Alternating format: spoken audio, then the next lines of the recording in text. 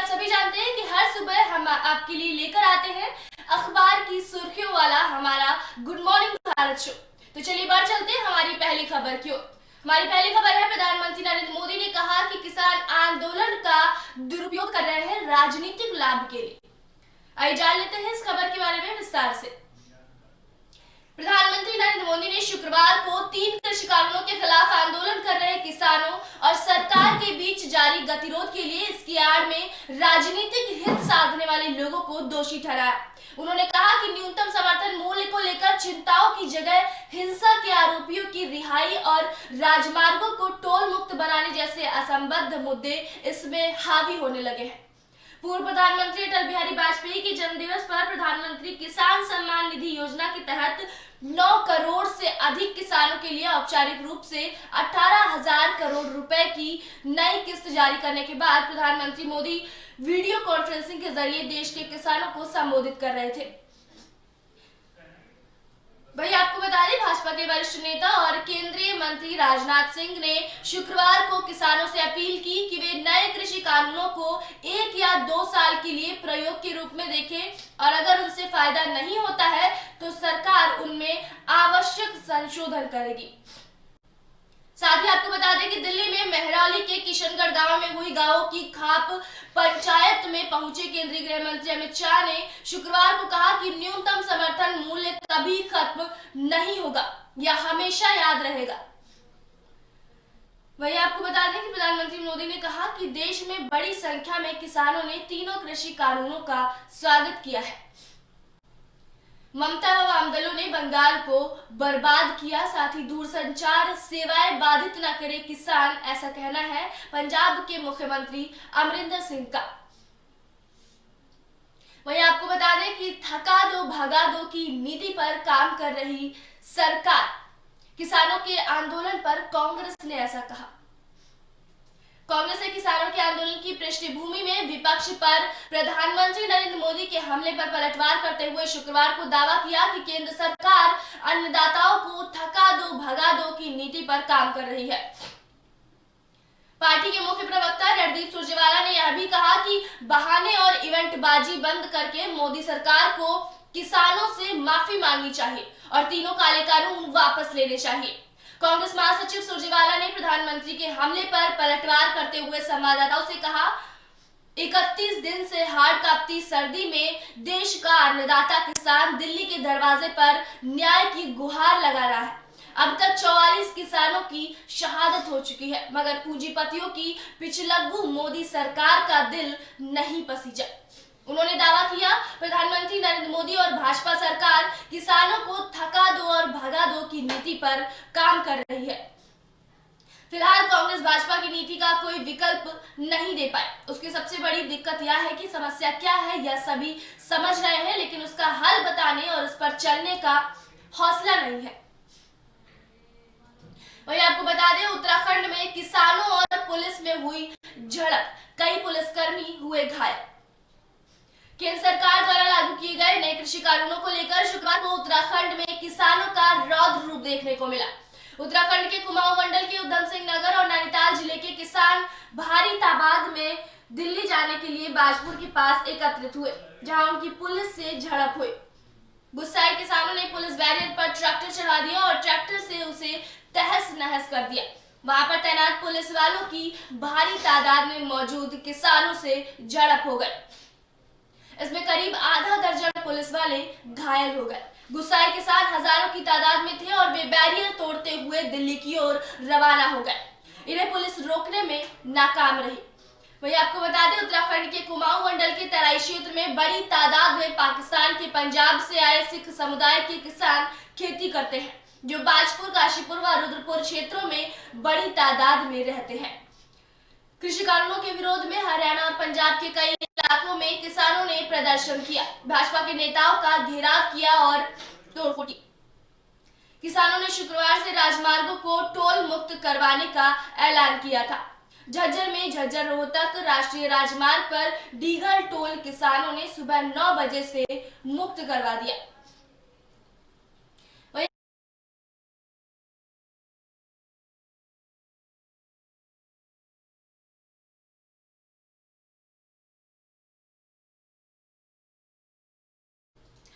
वही आपको बता दें, टीकाकरण के परीक्षण के लिए अगले हफ्ते 4 राज्यों में पूर्वाभ्यास होगा। जी हाँ, केंद्र सरकार ने कोविड-19 टीकाकरण की व्यवस्थाओं के आकलन के लिए पंजाब, असम, आंध्र प्रदेश और गुजरात में 28-29 दिसंबर को पूर्वाभ्यास की तैयारी की है। केंद्रीय स्वास्थ्य मंत्रालय ने शुक्रवार को बताया कि इस अभ्यास के तहत टीके की आपूर्ति, जांच, रसीद और आवंटन से संबंधित ऑनलाइन मंच, कोविन में आवश्यक डेटा डालना, दल के सदस्यों की तैनाती, टीका स्थलों पर जांच, लाभार्थियों के साथ छद्माभ्यास, रिपोर्टिंग और शाम को बैठक आदि होंगे। मंत्रालय ने बताया कि इसके तहत कोविड-19 टीके के प्रशीतन भंडारों, उसके ढुलाई इंतजाम, टीका स्थल पर भीड़ का प्रबंधन, एक दूसरे के बीच दूरी बनाने की व्यवस्था आदि को भी परखा जाएगा। मंत्रालय का कहना है कि हर राज्य 2 जिलों में खासकर 5 अलग अलग टीकों केंद्रों जैसे जिला अस्पताल, सामुदायिक स्वास्थ्य केंद्र या प्राथमिक स्वास्थ्य केंद्र, शहरी केंद्र, निजी अस्पताल, ग्रामीण पहुंच केंद्र के लिए या पूर्वाभ्यास संबंधी योजना बनाएगा। मंत्रालय ने कहा, इस अभ्यास से कोविड-19 टीके को जुटाने और टीकाकरण की जांच प्रक्रिया में लाभ मिलेगा। वही आपको बता दें कि अरुणाचल प्रदेश में जद यानी कि एकी के 6 विधायक भाजपा में हुए शामिल। अरुणाचल प्रदेश में जनता दल एकीकृत के 7 में से 6 विधायकों के भाजपा में शामिल होने से पार्टी को राज्य में बड़ा झटका लगा है। राज्य विधानसभा की ओर से जारी बुलेटिन के अनुसार पीपुल्स पार्टी ऑफ अरुणाचल के लिकाबाली निर्वाचन क्षेत्र से विधायक करदोनी ग्योर भी भगवा दल में शामिल हो गए हैं। पंचायत और नगर निगम चुनाव के नतीजों की घोषणा से एक दिन पहले यह खबर सामने आई है। बुलेटिन के अनुसार रंगोंग विधानसभा क्षेत्र के तालीम तबोह, चायांग ताजो के हेयंग मंगफी, ताली के जिक के ताको, कलातंग के दोरजी वांगी, खरमा, बोमडिला के डोंगरू, सियनगजू और मारियांग गेकू निर्वाचन क्षेत्र के कांगोंग टाकू भाजपा में शामिल हो गए हैं। वही आपको बता दें कि पहाड़ों में बर्फबारी से ठिठुरेंगे मैदानी क्षेत्र। जी हाँ, कश्मीर घाटी समेत उत्तर भारत के अधिकतर स्थानों पर ठंड बढ़ गई है। कश्मीर घाटी के कई इलाकों में शुक्रवार को जमाव बिंदु से नीचे दर्ज किया गया है। मौसम विभाग ने अगले 24 से 48 घंटों में कश्मीर सहित उत्तराखंड व हिमाचल प्रदेश के ऊपरी इलाकों में हल्की बारिश और बर्फबारी होने का पूर्वानुमान जताया है। वहीं राष्ट्रीय राजधानी में लगातार तीसरे दिन शुक्रवार को न्यूनतम तापमान 5 डिग्री सेल्सियस से नीचे दर्ज किया गया। उत्तर प्रदेश में पिछले 24 घंटों में शीतलहर चलने से ठंड का प्रकोप बढ़ गया है। पश्चिमी उत्तर भारत में 27 दिसंबर तक न्यूनतम तापमान में पश्चिमी विक्षोभ के कारण बढ़ोतरी होगी और उसके बाद इसमें 3 से 5 डिग्री की गिरावट देखने को मिलेगी। भारतीय मौसम विभाग ने कहा है कि ठंड और कोहरे के बीच राष्ट्रीय राजधानी में लगातार तीसरे दिन शुक्रवार को न्यूनतम तापमान 5 डिग्री सेल्सियस से कम दर्ज किया गया। सफदरगंज वेधशाला में तापमान सामान्य से 3 डिग्री कम 4.6 डिग्री सेल्सियस दर्ज किया गया। विभाग के क्षेत्रीय पूर्वानुमान केंद्र के प्रमुख कुलदीप श्रीवास्तव ने बताया कि सफदरगंज में मध्यम कोहरा छाने से दृश्यता 201 मीटर रही। वहीं पालम इलाके में हल्का कोहरा छाया रहा। दिल्ली में शनिवार तक शीतलहर चलने का पूर्वानुमान है। नए पश्चिमी विक्षोभ के हिमालय के ऊंचाई वाले इलाकों में पहुंचने के कारण रविवार और सोमवार को न्यूनतम तापमान 3 डिग्री तक बढ़ने का अनुमान है, लेकिन 29 दिसंबर से एक बार फिर शहर में शीतलहर चलेगी। तब न्यूनतम तापमान में 3 से 5 डिग्री की गिरावट देखी जा सकती है। इसी बीच दिल्ली में लगातार 3 दिन तक वायु गुणवत्ता गंभीर श्रेणी में रहने के बाद शुक्रवार सुबह थोड़े सुधार के साथ अत्यंत खराब श्रेणी में पहुंच गई। वहीं आपको बता दें कि विनिर्माण क्षेत्र में मांग की हालत में सुधार का रुख। आइए जानते हैं क्या है पूरा मामला। भारतीय रिजर्व बैंक के आंकड़ों के मुताबिक विनिर्माण क्षेत्र में मांग की दशा में सुधार का रुख देखने को मिल रहा है और महामारी से प्रभावित चालू वित्त वर्ष की दूसरी तिमाही में बिक्री में संकुचन 4.3% तक सीमित रहा। बताते चले कि कोविड-19 के चलते देश भर में लगाए गए लॉकडाउन के कारण विनिर्माण क्षेत्र में पहली तिमाही के दौरान 41.1% की गिरावट हुई थी। वित्त वर्ष 2020-21 की दूसरी तिमाही के दौरान निजी कॉर्पोरेट क्षेत्र के प्रदर्शन के अनुसार लोहा और इस्पात, खाद्य उत्पादों, सीमेंट, ऑटोमोबाइल और दवा कंपनियों ने सुधार की अगुवाई की थी। वहीं आपको बता दें कि पूर्णबंदी के दौरान घरेलू हिंसा की शिकायतें ज्यादा मिली। महिला व बाल विकास मंत्रालय के लिए महिलाओं के खिलाफ घरेलू हिंसा वर्ष 2020 में चिंता का प्रमुख कारण बना रहा। इस वर्ष इस तरह की 5000 से अधिक शिकायतें प्राप्त हुई। राष्ट्रीय महिला आयोग को मार्च में घरेलू हिंसा की अधिक शिकायतें मिली और उस समय कोरोना वायरस से निपटने के लिए पूर्णबंदी लगाई गई थी। इस तरह महिलाओं को अपने साथ दुर्व्यवहार करने वालों के साथ घरों में ही रहने को मजबूर होना पड़ा। महीनों के दौरान शिकायतों की संख्या बढ़ती चली गई और जुलाई में ऐसी शिकायतों की संख्या 660 हो गई। वर्ष 2020 में एनसीडब्ल्यू को घरेलू हिंसा की 5000 से अधिक शिकायतें मिली। एनसीडब्ल्यू के अध्यक्ष रेखा शर्मा ने आर्थिक असुरक्षा, वित्तीय अस्थिरता जैसे कारकों को शिकायतों में वृद्धि के लिए जिम्मेदार ठहराया है। शर्मा ने कहा, घरेलू हिंसा के पीड़ितों को उनकी नियमित सहायता प्रणालियों तक पहुंच नहीं होने से दिक्कतों का सामना करना पड़ा। भारत में कोविड-19 पूर्णबंदी ने घरेलू हिंसा मामलों के बारे में रिपोर्ट दर्ज कराने के मौकों को कम किया।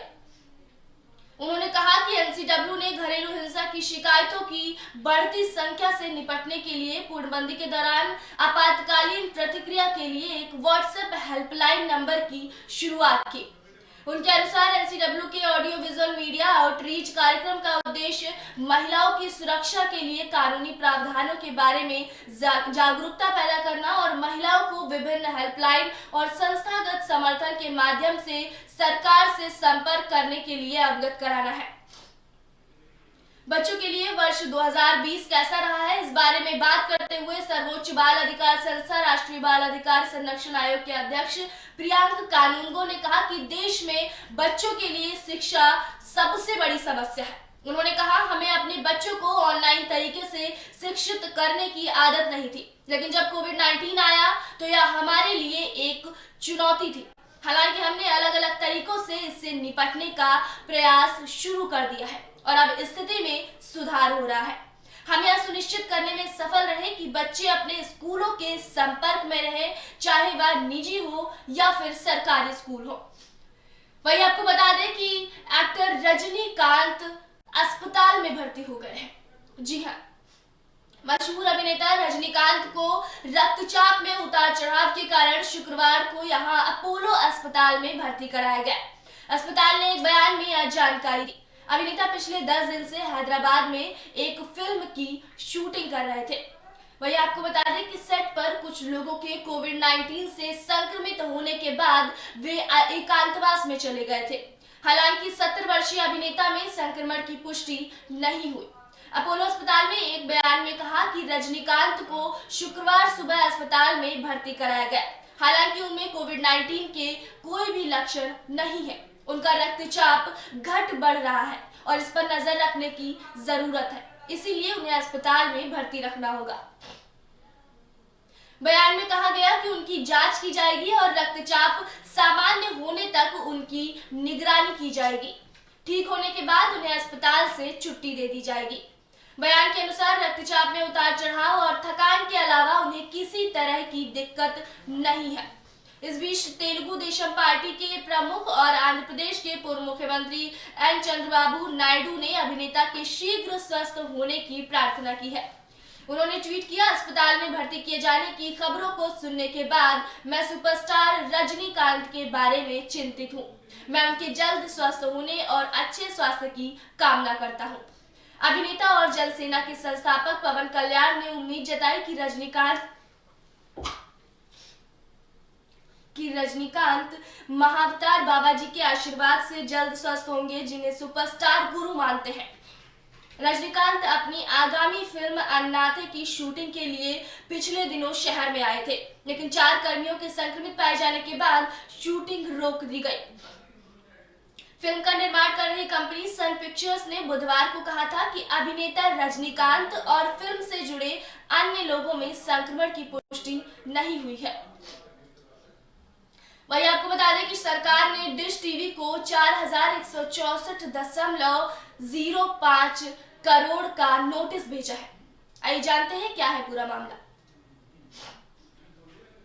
डिश टीवी ने शुक्रवार को कहा कि उसे सरकार से लाइसेंस शुल्क और ब्याज के तौर पर 4164.05 करोड़ रुपए के भुगतान के लिए नोटिस मिला है।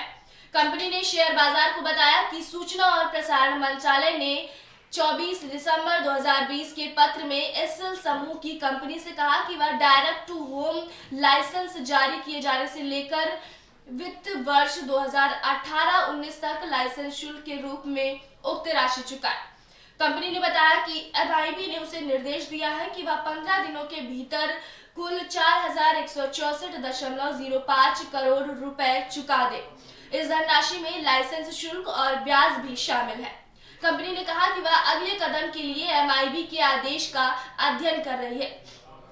डिश टीवी को अक्टूबर 2003 में डीटीएच लाइसेंस मिला था। वहीं आपको बता दें कि महाराष्ट्र में पुणे में पर्यटन स्थलों पर रात्रि कर्फ्यू लगाने की है योजना। आइए जानते हैं क्या है पूरा मामला। कोरोना संक्रमण के मद्देनजर नववर्ष के आयोजनों पर रोक लगाने के उद्देश्य से पुणे जिला प्रशासन ने कुछ जगहों पर रात में कर्फ्यू लगाने की अनुमति के लिए राज्य सरकार को प्रस्ताव भेजा है। जिलाधिकारी राजेश देशमुख ने कहा कि प्रशासन पुणे नगर क्षेत्र के आसपास के कुछ इलाकों और लोनावला, एमबी वैली, मुल्शीबांध, तहमीनी घाट, खड़कवासला और लवासा जैसे पर्यटन स्थलों पर 25 दिसंबर की मध्यरात्रि से 5 जनवरी तक रात में कर्फ्यू लगाना चाहता है। अधिकारी ने कहा कि कोविड-19 की स्थिति को देखते हुए राज्य सरकार को इन जगहों पर रात में कर्फ्यू लगाने से संबंधित एक प्रस्ताव भेजा गया है। लोग इन जगहों पर नए साल का जश्न मनाने आते हैं। प्रस्ताव पर सरकार की मंजूरी मिलने का इंतजार है। पुणे जिले में महामारी के अब तक 3,59,090 मामले सामने आए हैं और 8,744 लोगों की मौत हुई है। वहीं ठाणे जिले में बृहस्पतिवार को कोविड-19 के 416 नए मामले सामने आने के साथ संक्रमित लोगों की कुल संख्या बढ़कर 2,40,619 हो गई है। इस संबंध में एक अधिकारी ने शुक्रवार को बताया कि ठाणे में संक्रमण से 9 और लोगों की मौत होने से मृतकों की संख्या बढ़कर 5,910 हो गई है। अधिकारी ने बताया कि जिले में संक्रमण से 2,30,432 मरीज मुक्त हुए हैं और ठीक होने की दर 95.76% है। वर्तमान में 4,277 मरीजों का उपचार चल रहा है और मृत्यु दर 2.46% है। वहीं पास के पालघर जिले में अब तक संक्रमित हुए लोगों की कुल संख्या 44,024 हो गई है और संक्रमण से 1,180 लोगों की मौत हुई है।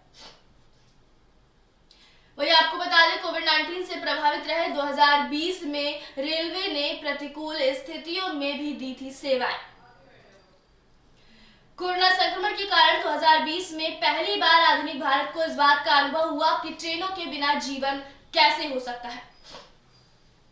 कोरोना से प्रभावित रहे 2020 में भारत के लोगों ने जहां ट्रेनों के महत्व को जाना, वहीं रेलवे ने भी यात्री न होने की स्थिति में तमाम नई सेवाएं शुरू कर देश की वैश्विक महामारी के खिलाफ लड़ाई में मदद की। भारत में कोरोना विषाणु के मद्देनजर 24 मार्च को देशबंदी लागू हुआ था और 167 साल के रेलवे के इतिहास में पहली बार इसकी सेवाएं पूरी तरह से बंद की गई और इसका असर कुछ ऐसा हुआ कि देश भर में अधिकतर लोग अपने घर नहीं पहुंच पाए क्योंकि उन्हें उनके घर तक पहुंचाने वाली रेल बंद थी। हजारों प्रवासी मजदूरों सहित कई लोगों को हार कर पैदल ही अपने गंतव्यों की ओर निकलना पड़ा। इस दौरान ग्रीष्मकालीन छुट्टियों में लाखों टिकट रद्द भी की गई, जो रेलवे के इतिहास का एक अनसुना रिकॉर्ड बना। कई महीने बंद रहने के बाद 1 मई से रेलवे ने अपनी सेवाएं फिर से शुरू की, लेकिन केवल प्रवासी मजदूरों के लिए। 1 मई से 30 अगस्त के बीच रेलवे ने 23 राज्यों में 4,000 से अधिक श्रमिक विशेष ट्रेनें चलाई और 63.15 लाख से अधिक मजदूरों को उनके घर पहुंचाया। इन ट्रेनों से केवल फंसे हुए मजदूरों को राहत ही नहीं मिली बल्कि अन्य लोगों को भी एक उम्मीद मिली कि उनकी जीवन रेखा कुछ समय के लिए रुकी जरूर थी, लेकिन उसने उनका साथ अब भी नहीं छोड़ा है। श्रमिक विशेष ट्रेनों में यात्रा करने के लिए लोगों से पैसे लेने को लेकर विपक्षी दलों ने सरकार की आलोचना भी की। हालांकि रेलवे ने कहा कि उसने मजदूरों से 1 रुपया भी नहीं लिया और उनकी यात्रा पर 2000 करोड़ रुपए खर्च किए। अभी रेलवे 1089 विशेष ट्रेनें चला रहा है। कोलकाता मेट्रो 60% सेवाओं का परिचालन कर रही है। वहीं मुंबई उपनगर 88% और चेन्नई उपनगर 50% अपनी सेवाओं का परिचालन कर रहा है। रेलवे बोर्ड के चेयरमैन व सीईओ वीके यादव ने भी इस बात को स्वीकार किया कि रेलवे के लिए यह एक मुश्किल साल रहा है, लेकिन साथ ही इस बात को रेखांकित भी किया कि इस संकट को अवसर में बदलने की भी पूरी कोशिश की गई। यादव ने कहा कि यह वर्ष भारतीय रेलवे के लिए धैर्य और जीत से भरा रहा। कोविड से जुड़ी कठिन और अभूतपूर्व चुनौतियों का सामना करते हुए भारतीय रेलवे ने न केवल राष्ट्रीय खाद्य श्रृंखला को जारी रखा बल्कि बेहद प्रतिकूल परिस्थितियों में लाखों लोगों को भी उनके घर पहुंचाया। साथ ही अपने कार्यबल को पहचानने में सक्षम रहा, जो बेहद कठिन परिस्थितियों में नवोन्मेष समाधानों के साथ सामने आए। यात्रियों की संख्या पिछले साल की तुलना में 87% कम रही। रेलवे ने अपनी माल ढुलाई में व्यापक बदलाव किए, पार्सल सेवाओं की शुरुआत की, दूध, दवाइयों और यहां तक कि वेंटिलेटर जैसी आवश्यक वस्तुओं को भी ट्रेनों में ले जाया गया। वहीं आपको बता दें कि अंतर्राष्ट्रीय निशानेबाज ने स्मृति के खिलाफ शिकायत दर्ज कराई। अंतर्राष्ट्रीय निशानेबाज वर्तिका सिंह ने कथित तौर पर महिला आयोग का सदस्य बनाने के नाम पर 25 लाख रुपए मांगने का आरोप लगाते हुए केंद्रीय मंत्री स्मृति ईरानी, उनके कथित सहायक विजय गुप्ता और डॉक्टर रजनीश सिंह के खिलाफ एमपी एमएलए कोर्ट में एक शिकायत दायर की है। वर्तिका के अधिवक्ता के अनुसार अदालत ने मामले की सुनवाई के लिए 2 जनवरी 2021 की तारीख तय की है। आपको बताते चले कि 23 नवंबर को अमेठी जिले के मुसाफिर थाना में वर्तिका सिंह और कमल किशोर के खिलाफ विजय कुमार गुप्ता ने एक मुकदमा दर्ज कराया था। इसमें उन्होंने आरोप लगाया था कि आयुष राज्य मंत्री भारत सरकार को रायबरेली में अस्पताल के निर्माण के लिए संदर्भित पत्र के प्रतापगढ़ जिले के रामचंद्रपुर निवासी केपी सिंह की पुत्री वर्तिका सिंह कूट रचना कर मेरे खिलाफ निराधार आरोप लगाकर मानसिक रूप से परेशान कर रही है। गुप्ता ने यह भी आरोप लगाया कि वर्तिका सिंह और कमल किशोर सहित अन्य लोग उनकी छवि को धूमिल करने का षड्यंत्र कर रहे हैं। गुप्ता ने इन लोगों के खिलाफ मुकदमा दर्ज कराकर कार्रवाई की मांग की थी। इस संदर्भ में मुसाफिरखाना पुलिस ने वर्तिका सिंह और कमल किशोर के खिलाफ सूचना प्रौद्योगिकी संशोधन अधिनियम की संबंध धाराओं के साथ भारतीय दंड संहिता की धारा 509 के तहत एक मुकदमा दर्ज किया है। उत्तर प्रदेश के प्रतापगढ़ जिले की रहने वाली अंतर्राष्ट्रीय निशानेबाज वर्तिका ने आरोप लगाया है कि मंत्री की शह पर उनके करीबियों ने महिला आयोग की सदस्य पद का फर्जी नियुक्ति पत्र उन्हें जारी किया। उनका आरोप है कि पहले बड़ी बड़ी बातें कर उन्हें गुमराह किया गया, फिर कहा गया कि इस पद का रेट 1 करोड़ रुपए है, लेकिन मेरी अच्छी प्रोफाइल होने की बात कहकर 25 लाख रुपए की मांग की गई। वर्तिका ने आरोप लगाया कि मंत्री के करीबी ने उनसे अश्लील बातचीत भी की। वर्तिका के अनुसार उन्होंने जब इसका विरोध किया तो विजय गुप्ता ने मुसाफिर थाने में उसके खिलाफ मुकदमा दर्ज करा दिया। वर्तिका के अधिवक्ता रोहित त्रिपाठी ने बताया कि विशेष न्यायाधीश एमपी एमएलए कोर्ट पीके जयंत ने अधिकार क्षेत्र पर सुनवाई को लेकर 2 जनवरी की तारीख तय की है। अधिवक्ता ने कहा कि पीड़िता को भेजे गए अश्लील संदेश और बातचीत के पर्याप्त साक्ष्य अदालत में पेश किए गए। वहीं आपको बता दें कि ब्रिटेन से लौटे लोगों में कोरोना संक्रमण की जांच की गई तो 4 लोग उसमें से कोरोना संक्रमित पाए गए। एक महीने में ब्रिटेन से आंध्र प्रदेश लौटे 1000 से अधिक लोगों में से 4 की जांच में कोरोना संक्रमण पाया गया है और उनके नमूनों की पुणे स्थित राष्ट्रीय विषाणु विज्ञान संस्थान व हैदराबाद के कोशिकीय एवं आवरणिक जीव विज्ञान केंद्र भेजा गया है ताकि यह पता चल सके कि उनमें कोरोना विषाणु का नया प्रकार यानी स्ट्रेन मौजूद है या नहीं। राज्य के स्वास्थ्य आयुक्त के भास्कर ने शुक्रवार को कहा कि पिछले एक महीने में ब्रिटेन से 1148 लोग राज्य में आए और उनमें से 1040 का पता लगाया जा चुका है। उन्होंने कहा कि उनमें से 18 लोग अन्य राज्यों से आए थे और 16 का पता गलत था। बाकी 88 का पता लगाने का प्रयास किया जा रहा है। भास्कर ने कहा कि ब्रिटेन से लौटे 982 लोगों को पृथकवास में रखा गया है। भास्कर ने कहा कि एनआईवी और सीसीएमबी में भेजे गए 4 नमूनों के नतीजे आने से कम 3 दिन लगेगा, लेकिन घबराने की कोई बात नहीं है। आयुक्त ने कहा कि केंद्र के निर्देशानुसार कोविड-19 टीकाकरण का ट्रायल कृष्णा जिले में 5 स्थानों पर 28 दिसंबर को होगा। ट्रायल का मकसद यह देखना है कि वेब आधारित सॉफ्टवेयर सही तरीके से काम कर रहा है या नहीं। इसी के साथ ही आज के गुड मॉर्निंग भारत शो में आपके लिए इतना ही। फिलहाल देश और दुनिया की तमाम बड़ी खबरों के लिए देखते रहिए एबी स्टार न्यूज। नमस्कार।